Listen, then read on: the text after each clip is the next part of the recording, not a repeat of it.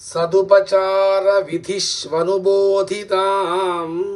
సవినయాం సుహృతం సముపాశ్రితాం మమ సముత్తర బుద్ధిమిమాం ప్రభో వరగుణేన నవోఢవధూమివా.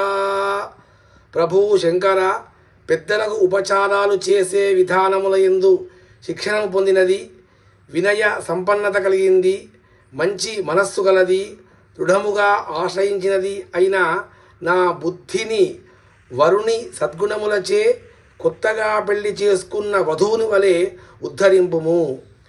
ఈ శ్లోకంలో బుద్ధి కొత్త పెళ్లి కూతురితో పోల్చబడింది. ఈశ్వర, నా బుద్ధి ఉత్తమమైన వధువుకు ఉండవలసిన అన్ని లక్షణాలు కలిగియున్నవి. నిన్ను స్వయంగా వరించింది.